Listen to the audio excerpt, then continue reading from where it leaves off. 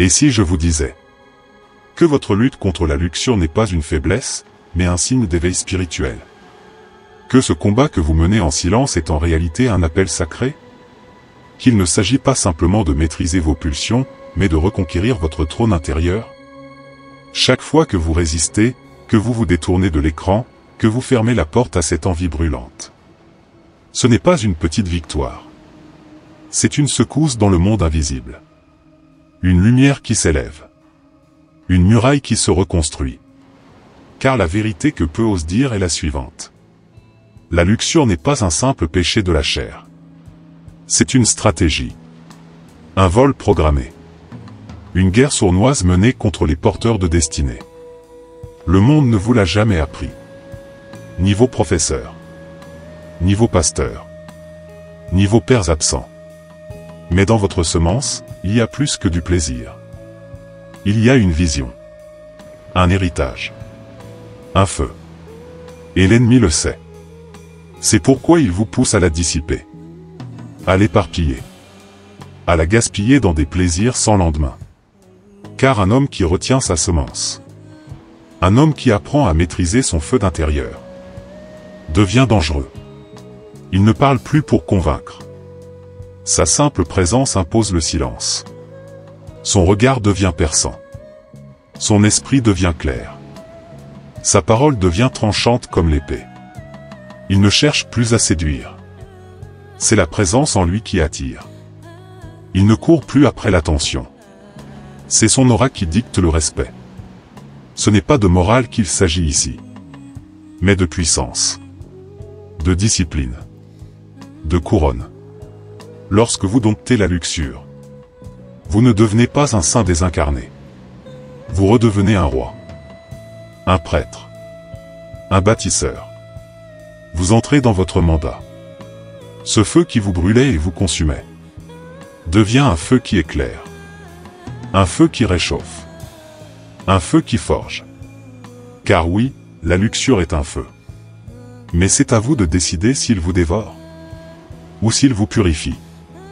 Ne laissez plus l'ombre parler plus fort que la lumière. L'ennemi veut votre silence, votre honte, votre isolement.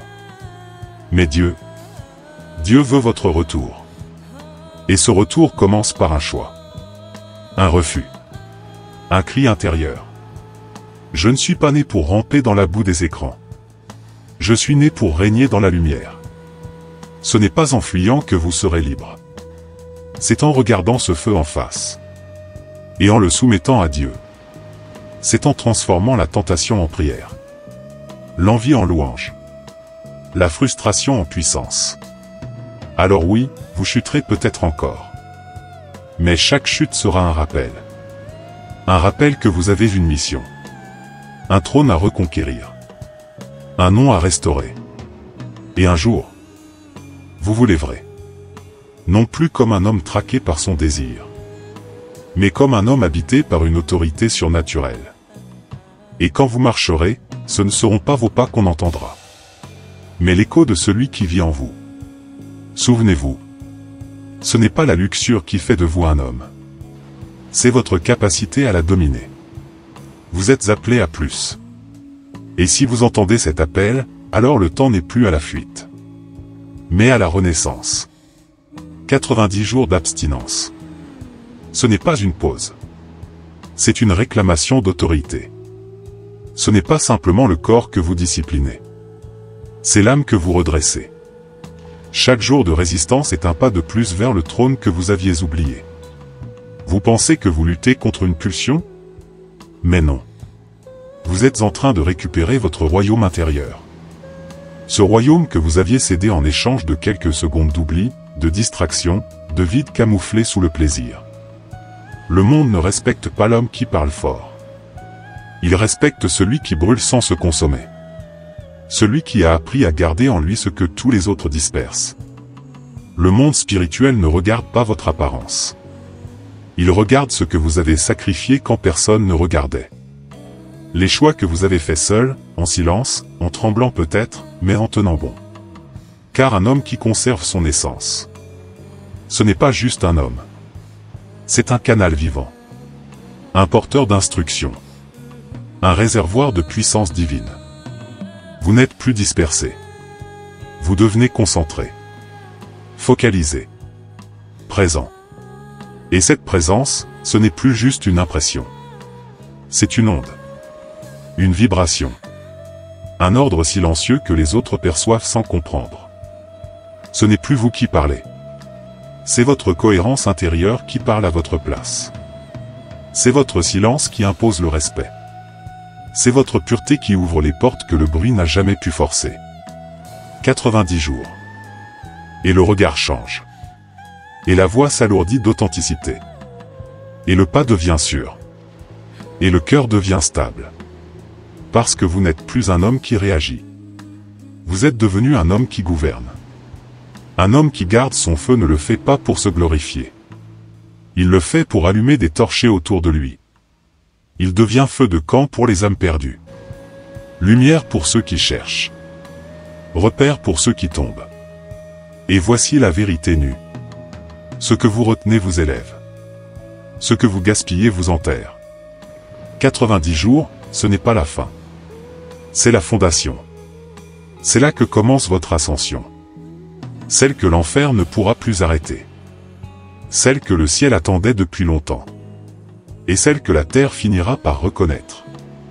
Parce qu'un homme devenu feu ne peut plus être ignoré.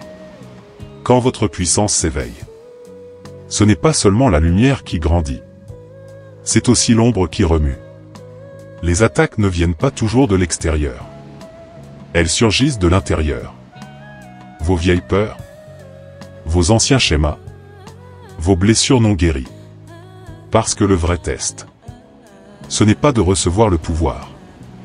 C'est de le porter sans devenir esclave de lui. Dieu ne vous élève pas pour que vous brillez. Il vous élève pour que vous serviez avec feu et humilité. Et ce feu, mal contenu, peut tout consumeur. C'est pourquoi l'épreuve précède toujours la promotion. Ce que vous vivez aujourd'hui n'est pas un échec. C'est un tri. Un raffinage. Une forge. Car on ne donne pas une épée à un enfant. On la confie à celui qui a saigné pour elle. Mais si vous tenez, si vous gardez la tête baissée devant Dieu, et le cœur droit face aux hommes, alors vous verrez cette version de vous-même émerger. Celle que vous pressentiez dans vos rêves. Celle que vous redoutiez parfois. Celle que Dieu façonne dans le secret. La version forte mais douce. Tranchante mais sage. Invisible aux yeux du monde, mais redoutée des ténèbres. Ce que vous devenez n'est pas une star. C'est un instrument céleste. Et les enfers le savent déjà. Tenez. Brûlez. Mais restez purs. Car la victoire commence toujours en vous. Si ce message a réveillé quelque chose en vous, ce n'était pas un hasard. Cliquez sur « J'aime » maintenant pour marquer le début de votre transformation. Abonnez-vous et activez la cloche, car ce n'est que le début. Écrivez « Feu je me lève » dans les commentaires. Et laissez le monde spirituel savoir que vous entrez dans votre saison d'autorité.